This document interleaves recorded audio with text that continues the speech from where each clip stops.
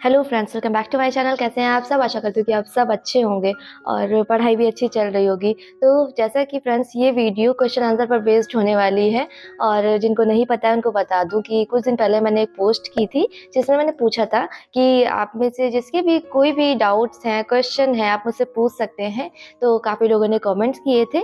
तो आज की वीडियो में मैं मैक्सिमम कॉमेंट्स को कवर करने वाली हूँ। ठीक है, तो जिन्होंने नहीं भी किया था क्वेश्चन, आप भी देख सकते हैं और हो सकता है कि आपके भी डाउट्स इसमें से क्लियर हो जाए। ठीक, तो चलिए वीडियो को स्टार्ट करते हैं। वीडियो को पूरा देखिएगा। तो स्टार्ट करते हैं कमेंट्स को पढ़ना और एक एक करके मैं कमेंट्स को पढ़ूंगी और आपके क्वेश्चन का रिप्लाई करूंगी। ठीक है, तो वीडियो में बने रहिएगा। तो फ्रेंड्स, इसमें जो पहला कमेंट है वो रिया जी ने किया है। दीदी, यूपी पीसीएस प्री आप दे रहे हो तो आप हर बार कोई कोचिंग लेते हो या आपके पास पहले के रिसोर्सेज हैं उन्हें अपडेट करके रिवाइज करते हो?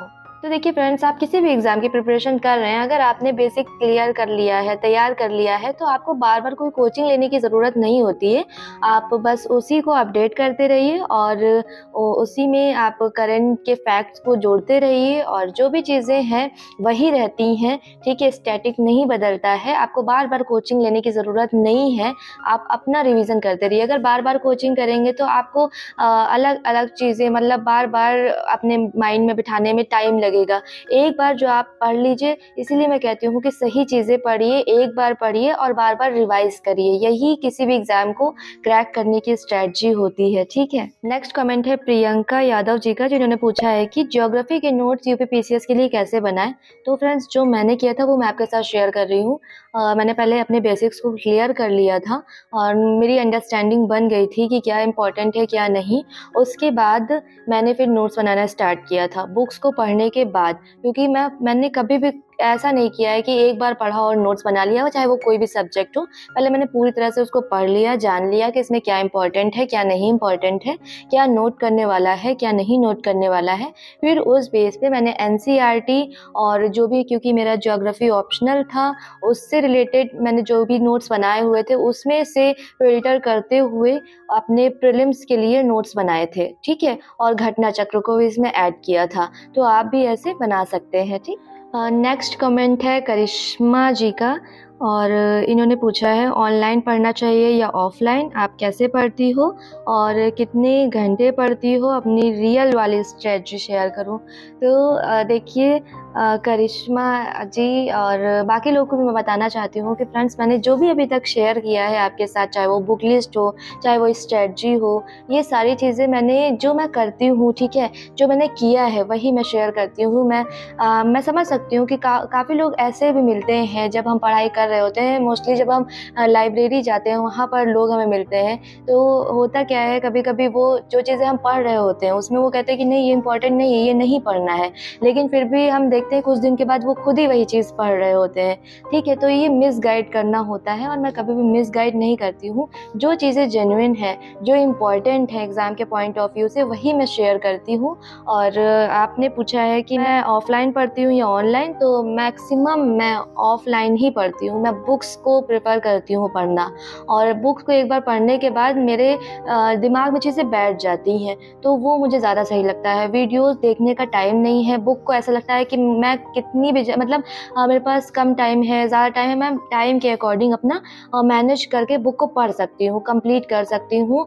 और वीडियोज़ में ऐसा मुझे लगता है ऑनलाइन में कि पता नहीं उनका पढ़ाने का मेथड क्या है, कितने घंटे की क्लास होगी, कैसे कवर होगा। तो ये सारी चीज़ें मेरे मतलब टाइम के अकॉर्डिंग अगर मैं देखूँ तो मेरे लिए ठीक नहीं मुझे लगती हैं। तो मैं ऑफलाइन ज़्यादा पढ़ना पसंद करती हूँ। आप के हिसाब से आपकी स्ट्रेटजी दूसरी भी हो सकती है। ठीक है, तो इससे कोई फ़र्क नहीं पड़ता है, आपको जैसे पसंद आए वैसे पढ़िए, लेकिन कोशिश किया करिए कि स्टैंडर्ड बुक को आप पढ़ लें। और कितने घंटे पढ़ते हैं, तो घंटे अभी तो, पहले तो ये था कि पढ़ना ही था जब जॉब नहीं थी। अभी क्या है कि जॉब है, फिर दूसरे भी और काम रहते हैं, तो उसमें टाइम थोड़ा सा कम मिल पाता है, लेकिन फिर भी कोशिश यही रहती है कि मैक्सिमम अपना रिविज़न करें, अपना पढ़ाई करें। अभी मेरा भी पढ़ाई थोड़ी सी डिस्टर्ब चल रही है। ठीक है, और मैं कोशिश कर रही हूँ कि ट्रैक पर लाऊं, क्योंकि अब एग्ज़ाम आने वाला है। और चलिए देखते हैं, फिर आपके साथ जितना भी होगा शेयर करूँगी। नेक्स्ट कमेंट है फ्रेंड जितेंद्र जी का, जिन्होंने पूछा है कि आरओ एग्ज़ाम भी दिसंबर में है और Allahabad high court group C का भी एग्ज़ाम दिसंबर में है, होगा तो क्या करूं समझ नहीं आ रहा।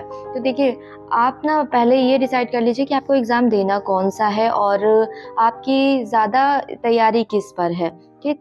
फिर उस बेस पर आप डिसाइड करिए। तो देखिए, जब 1 महीने में 2 एग्ज़ाम पड़ रहे हैं और आरओ एग्ज़ाम क्योंकि काफ़ी पुराना है, काफ़ी दिनों से ये चल रहा है कि एग्ज़ाम होगा, तो मेरे अकॉर्डिंग आपकी तैयारी हो सकता है आरओ एग्ज़ाम पर ज़्यादा हो। ये तो जिसको एग्ज़ाम देना होता है वो खुद डिसाइड करता है कि मेरी तैयारी किस एग्ज़ाम को लेकर के अच्छी है और किसको मैं ज़्यादा प्रायोरिटी दूँ। क्योंकि आपने फॉर्म फिल किया होगा तो आपको देना दोनों होगा, लेकिन आरओ के एग्ज़ाम में हिंदी आती है और हाई कोर्ट के एग्ज़ाम में इंग्लिश आती है। तो आपकी हिंदी अच्छी है तो आप आरओ को ले लीजिए, ठीक है? उस पर अच्छे से तैयारी करके एग्ज़ाम दीजिए।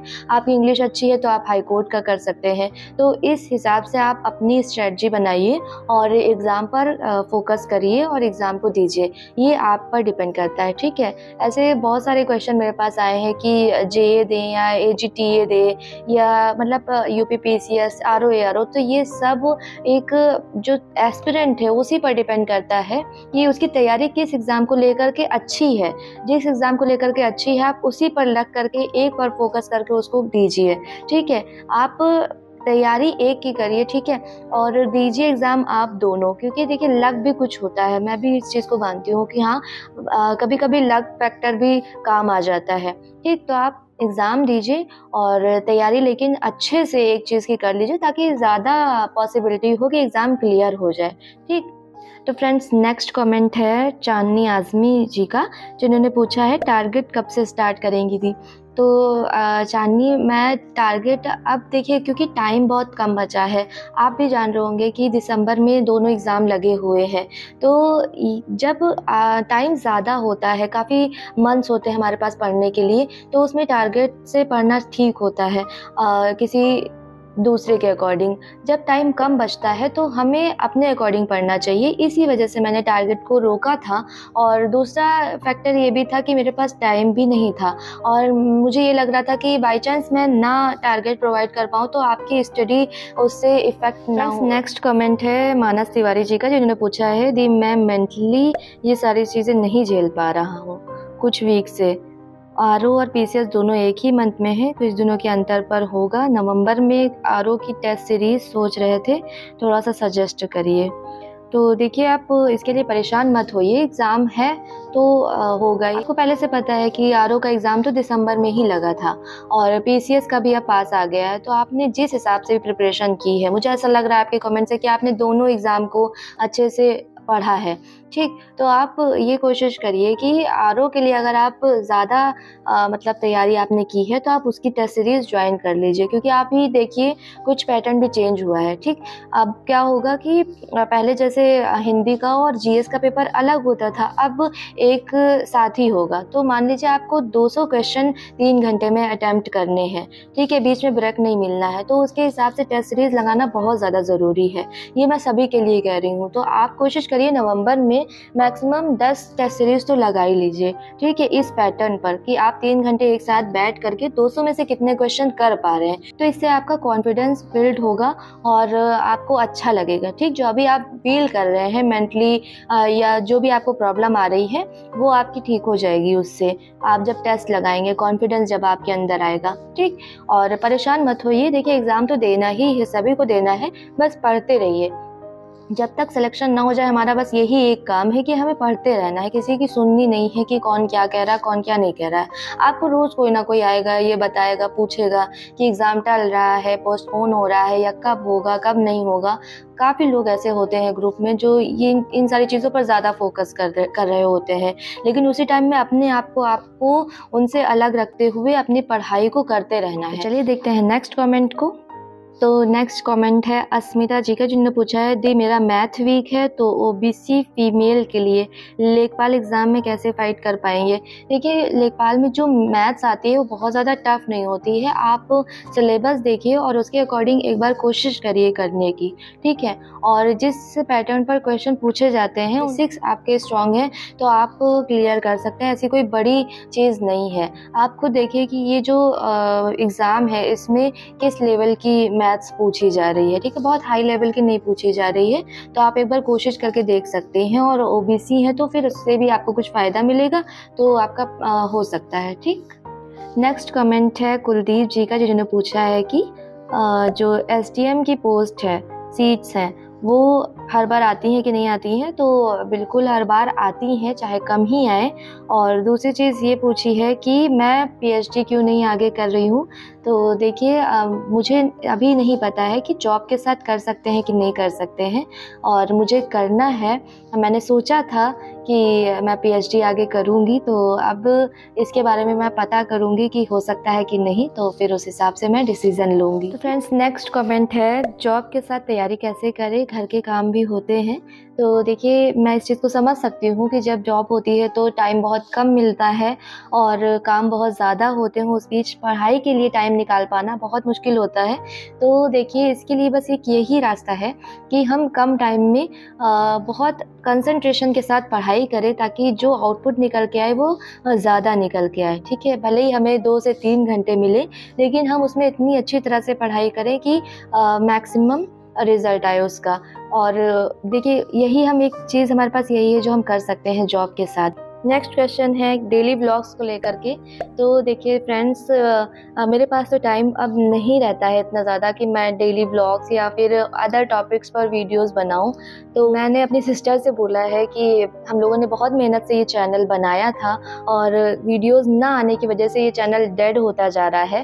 तो मैंने उसे बोला है कि तुमने पढ़ाई स्टार्ट की है, अब तो अपनी जो भी पढ़ाई करती हो वो शेयर करो मेरे फ्रेंड्स के साथ। तो उसके वीडियोस आएंगे फ्रेंड्स, तो आप में से जो भी लोग इंटरेस्टेड हों वीडियोस को देखिएगा, सपोर्ट करिएगा। और जो भी पढ़ाई से रिलेटेड वीडियोस होंगे उसका भी थंबनेल पड़ा होता है, तो जिन लोगों को वो वीडियोस चाहिए जो मेरी हैं, वो भी आपको इसी चैनल पर मिलती रहेंगी, ठीक है। तो आप अपने अकॉर्डिंग आपको जो अच्छा लगता है आप देखिएगा। और ये सब जो लोग डेली व्लॉग और बाकी जो लाइफ है इसके बारे में जानना चाहते हैं, वो भी आपको उसमें देखने को मिलेगा। तो चलिए फ्रेंड्स, इस सेशन को यहीं पर एंड करते हैं। अगर आपके और भी डाउट्स हैं तो आप मुझसे पूछ सकते हैं, कमेंट करिएगा और पढ़ते रहिए अच्छी तरह से। एग्ज़ाम तो होना ही है। एग्ज़ाम जब हम सिविल सर्विसेज की प्रिपरेशन कर रहे होते हैं तो इसमें कंटिन्यूटी बहुत ज़्यादा ज़रूरी होती है। आप वो बना करके रखिए। आपको कुछ भी सुनने में आता है एग्ज़ाम पोस्टपोन होगा, अब होगा, तब होगा, इससे आपको फ़र्क नहीं पड़ना चाहिए, ठीक है। आप बस पढ़ते रहिए, क्योंकि एग्ज़ाम होना है, ये सबको पता है। और बस फ़र्क इस चीज़ से पड़ रहा है कि एग्ज़ाम कई शिफ्ट में सुनने में आ रहा है होगा, और कई दिन में होगा, मतलब 2 दिन में ऐसा लग रहा है कि होगा। तो ये चीज़ ना हो, क्योंकि इसमें लॉस ही है। तो इसके लिए प्रयास करते रहिए कि एग्ज़ाम 1 शिफ्ट 1 डे में ही हो। और चलिए फिर मिलते हैं नेक्स्ट वीडियो में, तब तक के सभी को all the best, bye bye.